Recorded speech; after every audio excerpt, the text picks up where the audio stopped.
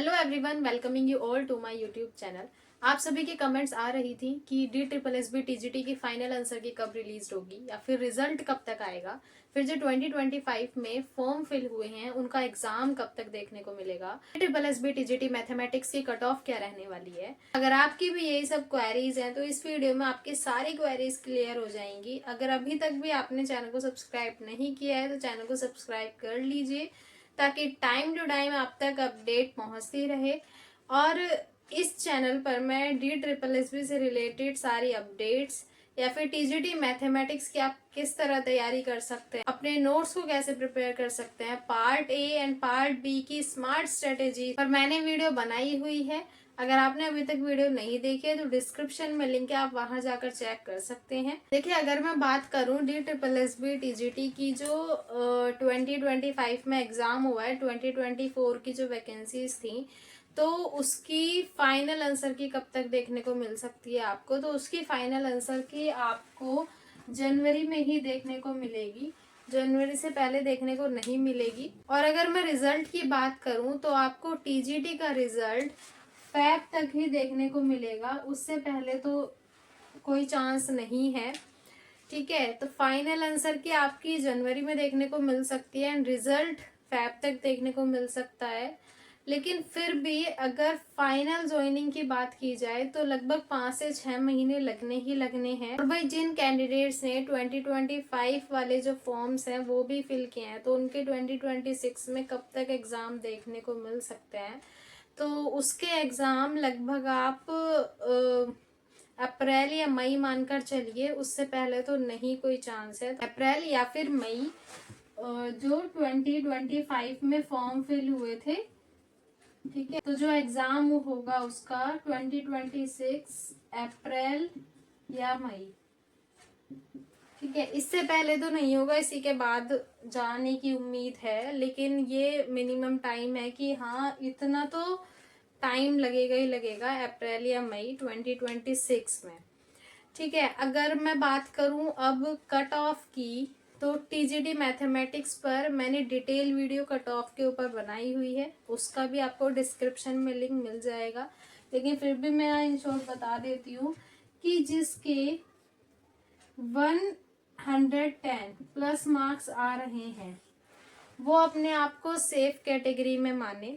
ठीक है, part A में अगर आपका 60 से 70 स्कोर है, ठीक है, 60 से 70 नंबर आपके पार्ट ए में बन रहे हैं और पार्ट बी में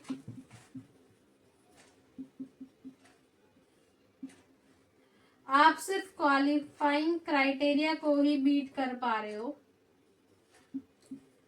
ठीक है, पार्ट ए में आपके 60 से 70 नंबर बन रहे हैं, पार्ट बी में ठीक है अपनी अपनी कैटेगरी के अकॉर्डिंग जो भी क्वालिफाई क्राइटेरिया, जनरल के लिए 40 प्लस, ठीक है, OBC के लिए 35 प्लस एंड SC ST के लिए 30 प्लस। तो अगर आपके उतने भी मार्क्स आ रहे हैं, क्योंकि जो एग्जाम का लेवल था वो मॉडरेट टू हाई लेवल था, ठीक है, तो बहुत से कैंडिडेट्स के तो जो क्वालिफाइंग मार्क्स है वो भी आना मुश्किल हो पा रहा है। तो अगर आपके क्वालिफाइंग मार्क्स भी आ रहे हैं, ठीक है, 40 अबव आ रहे हैं तो बहुत अच्छी बात है। लेकिन पार्ट ए में भी अच्छे खासे होने चाहिए अगर आपको फाइनल सिलेक्शन तक लेकर आना है तो 60 to 70 आपके पार्ट ए में होने चाहिए, पार्ट बी में आपके 40 प्लस होने चाहिए। कुल मिलाकर आपके 110 प्लस अगर हैं तो आप सेफ जोन में हैं। ठीक, और अगर आप 2026 की तैयारी कर रहे हैं, जो एग्जाम होने वाला है 2026 में, तो पार्ट ए की कैसे आप तैयारी कर सकते हैं, ठीक है, अच्छे स्कोर कैसे ला सकते हैं, तो उसके लिए मेरी डिटेल वीडियो अपलोड है, आप डिस्क्रिप्शन में जाकर देख सकते हैं। साथ ही साथ मैंने पार्ट बी पर भी कमेंट्स आ रही थी कि पार्ट बी के लिए भी बताइए, तो पार्ट बी में आप कैसे अपने नोट्स प्रिपेयर कर सकते हैं, जीरो से कैसे स्टार्ट कर सकते हैं, अगर आपके मॉक में कम मार्क्स आ रहे हैं तो आप उन्हें कैसे इंक्रीज कर सकते हैं, ये सारी स्ट्रेटेजी मैंने उसमें शेयर की है, आप जाकर वीडियो को देख सकते हैं। क्योंकि भाई जो आंसर की आती है DSSB की, उसमें हमारी रिस्पॉन्स शीट तो आती ही नहीं है, वो अपनी अपनी मतलब आंसर्स देते हैं, तो उसमें चेक करना बहुत मुश्किल हो जाता है कि अगर आपको याद है कि हम इस क्वेश्चन का ये आंसर लगा कर आए हैं तो आप चेक कर सकते हैं। अगर आपको याद नहीं है तो उसमें हम एग्जैक्ट स्कोर अपना पता नहीं लगा सकते। एक मतलब आइडिया होता है कि शायद हमारे इतने मार्क्स आ जाएंगे अगर आपको याद है तो इसलिए जो आपने नेक्स्ट फॉर्म फिल किया है उसकी तैयारी भी आप पूरी रखिए। ठीक है, ये मत सोचिए कि हमारा उसमें हो जाएगा पक्का। ठीक है, कहीं ना कहीं कुछ गड़बड़ हो सकती है, कहीं ई डोजियर में गड़बड़ ना हो जाए, या फिर कहीं ना कहीं कहीं अगर आपका बीच में कोई भी चीज अटक जाती है या फिर कोई भी चीज आपकी सही नहीं पाई जाती है तो आप वहीं पे डिस्क्वालीफाई कर दिए जाते हो। तो इसलिए 2026 की तैयारी भी करके रखिए और अच्छी तक करके रखिए, ताकि अगर आपका यहाँ ना हो तो आपकी नेक्स्ट वैकेंसी में हो जाए। अब बात आती है कि ई डोजर के लिए क्या क्या डॉक्यूमेंट्स आपको एकदम रेडी करके रखने हैं कि उसमें कोई भी दिक्कत नहीं होनी चाहिए, कि कहीं आपने जो भी 6 महीने 1 साल 2 साल जो भी मेहनत की है वो वेस्ट ना चली जाए।